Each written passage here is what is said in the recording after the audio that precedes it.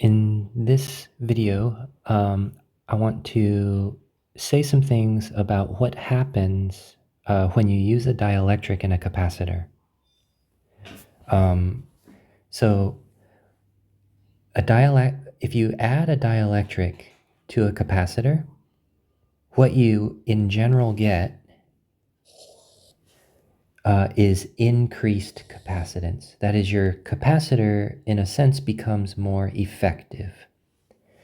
So far, at least what I've been telling you, capacitors are two pieces of metal,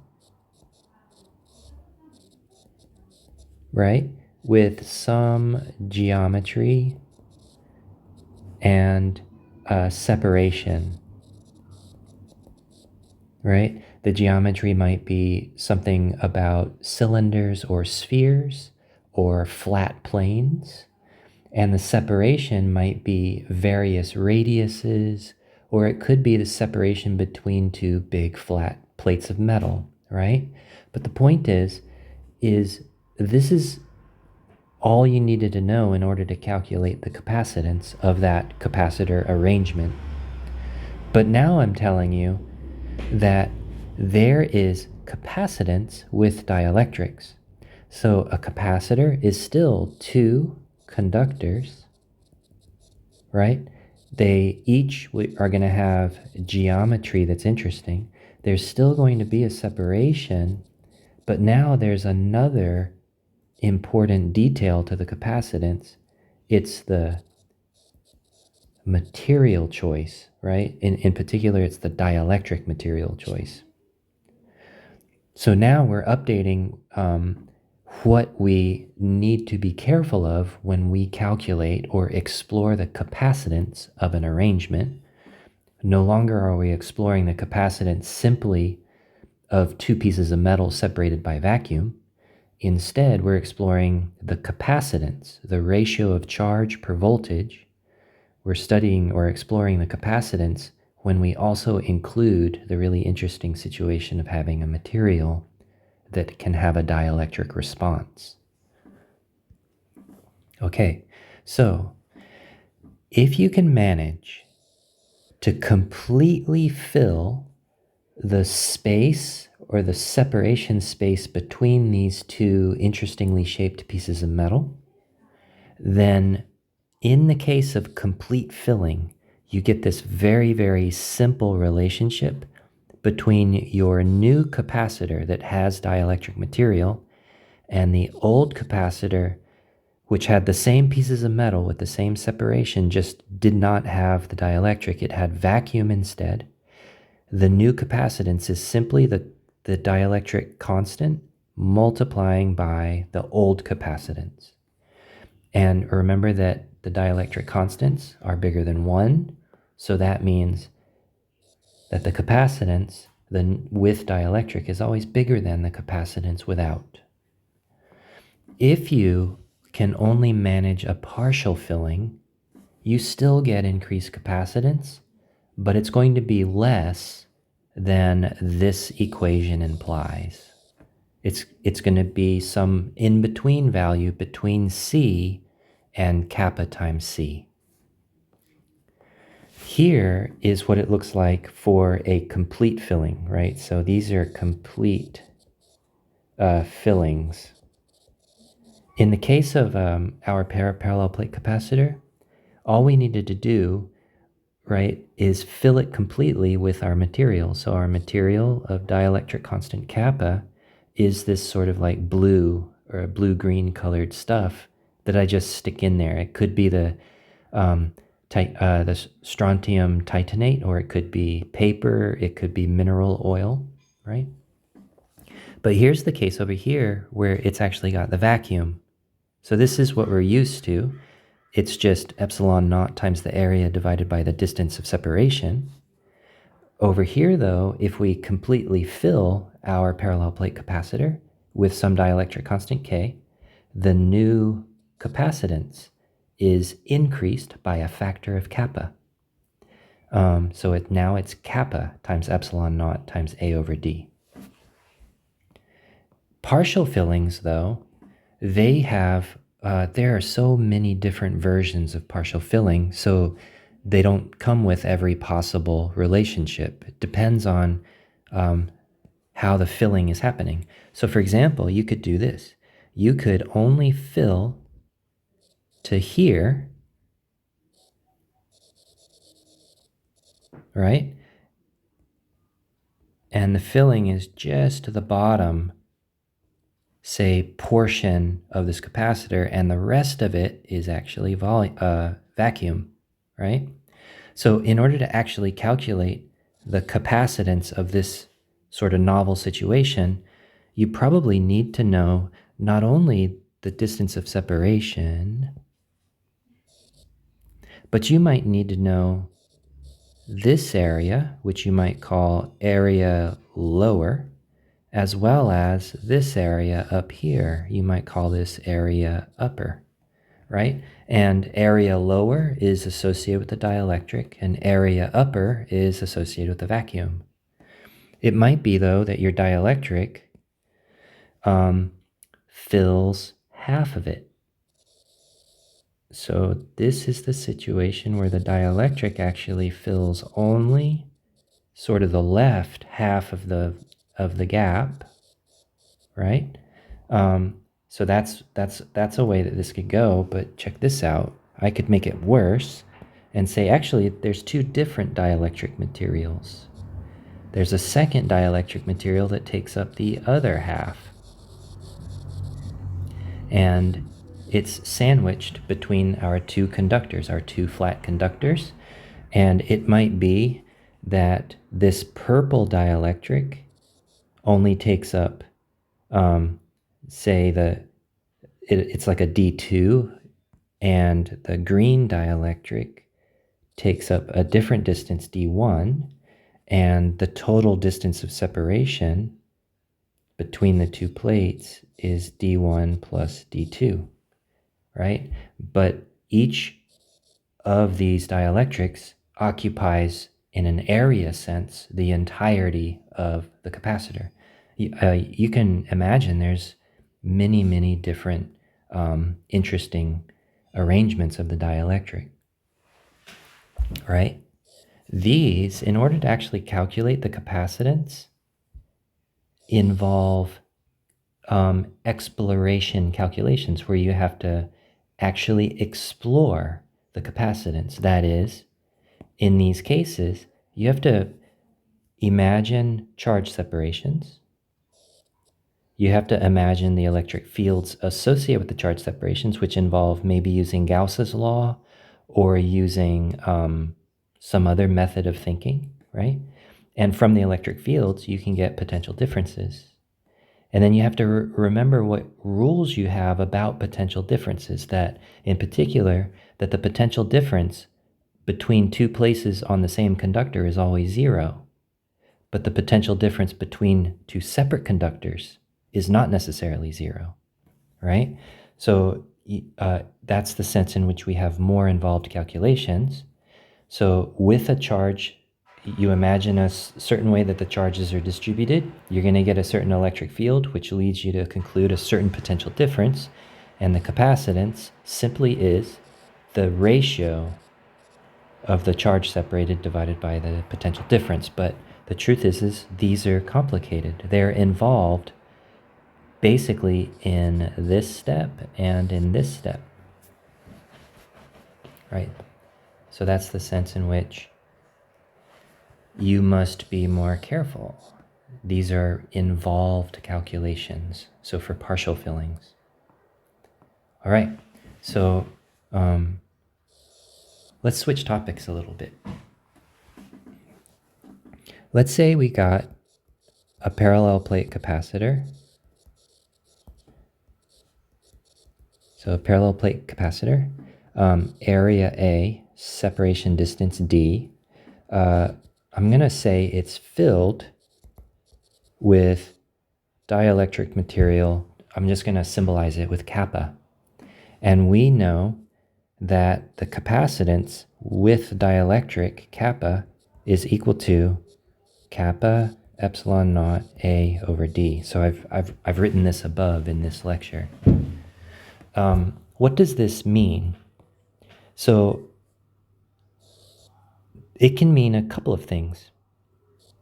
Let's say that we use a battery with potential difference delta V, right? So it could be a 12 volt battery, 9 volt battery, 120 volt battery, whatever you can come up with, right? But it's battery. Its positive terminal is up top. Its negative terminal is down below. That's what the short plate and the long plate indicate on this diagram of a battery.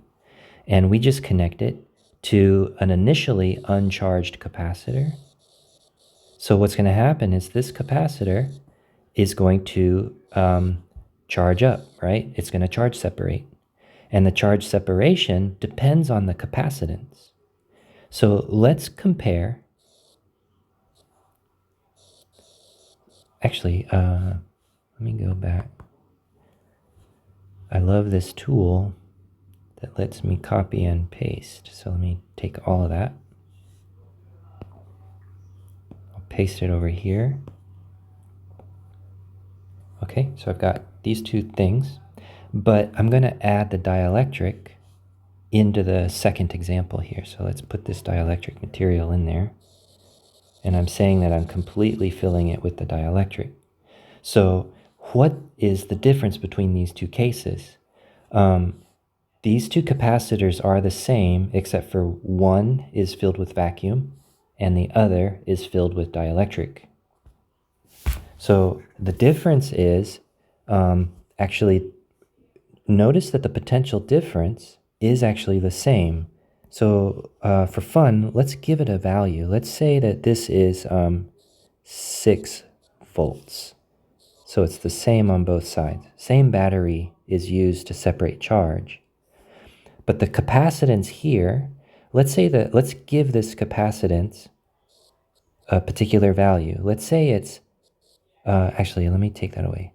Let's say it's 3 nanofarads, right? Let's say that the dielectric constant is something with a value 5, right? So it's like the Pyrex glass. So same voltage though, but the new capacitance, right, with the dielectric in it is 5 times the old capacitance that doesn't have the dielectric. So it's 15 nanofarads. So what does this mean? Well, remember what capacitance is, and this includes capacitance even with dielectrics. Capacitance is the charge that gets separated divided by how hard you try. So how strong is your battery, right? If your battery is stronger, it can try harder. And the point is if it's stronger, it can separate more charge. Yes, so, but we have the same strength of battery in both cases. But what we have that's different is the situation on the right-hand side has a higher capacity to store charge separation. You might say that it is easier to store charge. That is, the 6 volts is going to be more effective at separating charge on this larger capacitance than this smaller capacitance. So C in the presence of the with the dielectric is a different charge. So I'll just say it's the charge that we get if we use the dielectric, and we have the same potential difference. We're using the same battery. So if I solve for the charge that's going to show up here, so because the positive side of the battery is on the top side, that means that the positive charge is going to collect on the top plate. And the negative side is going to be where the negative charge is. And remember that the net charge of our capacitor is 0, right? I've got 4 pluses and 4 minuses. But the charge is separated, and the charge separated is this value Q. And if you solve for Q algebraically, it's just delta V times C. And so we've got values for this. This is 6 volts, and the capacitance is 3 nanofarads. So 6 times 3 is 18, and it's nanofarads volts. But the farad and the volt, they are SI units, and the SI unit of charge is the coulomb. So this is 18 nanocoulombs. So the charge separation is 18 nanocoulombs. I've got positive 18 nanocoulombs on top, negative 18 nanocoulombs on the bottom. But over here, right, the charge separated, if we have the complete filling with the dielectric, it's going to be delta V, but multiplied by our larger capacitance. So 6 volts, right, times, in this case, it's 15 nanofarads. And so essentially, you can tell, right, 3 and 15 are different by a factor of 5. So the answer for the charge separation with the dielectric is 5 times 18 nanocoulombs. So 5 times 8 is 40. And then 5 times 1 is 5. So this is 90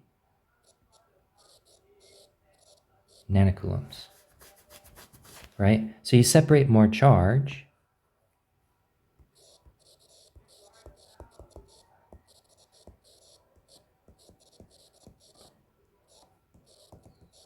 with the same battery if you use a dielectric. All right, so that's one use of a dielectric in a capacitor. It increases capacitance. There's really cool examples that show up in books, and I want to highlight a particular example that's always in a book. It's this.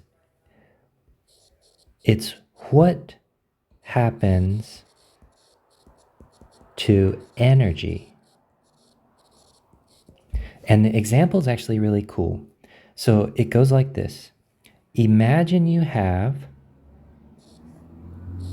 a capacitor that's actually isolated, but this capacitor already has a charge separation. So let's say it's Q and minus Q, and what's in between is vacuum, right? The question is if you have this isolated, already charge separated capacitor, there is a potential energy associated with this situation. Let's say the capacitance is C, and the expression is that there's actually a lot of expressions that you can use. You can use Q squared over 2C. That was one of the ways you could express the potential energy. You could express the potential energy as 1/2 C, 1/2 C delta V squared, so 1/2 CV squared. And another one was 1/2 Q delta V, right? That's another one. So all of these are the same way, they're all saying the same thing.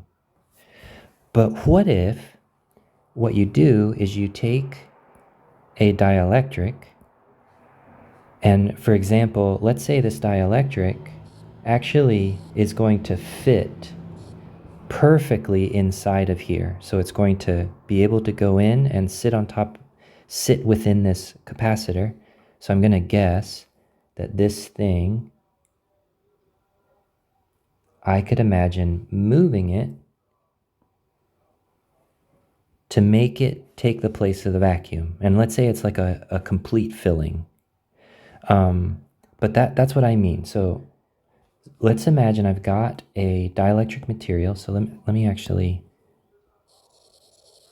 make sure we know we're talking about a dielectric material, and I'm going to give it a dielectric constant value, right, kappa.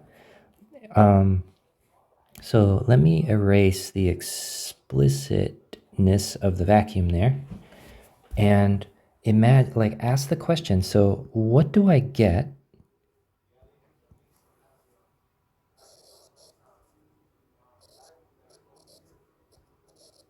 what if I add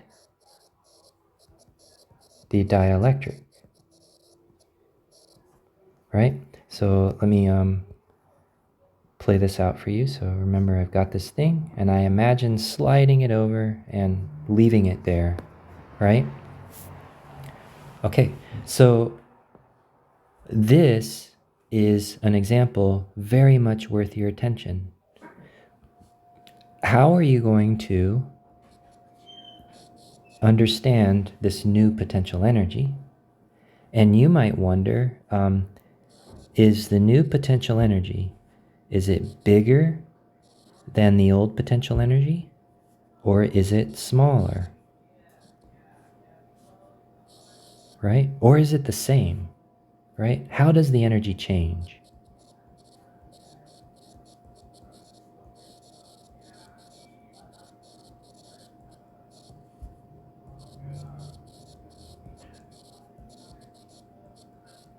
So how does the energy change if you add the dielectric? Hopefully, you're inspired to either sit with this and your piece of paper and pencil all by yourself, or you're inspired to go read about it. It's a very interesting problem.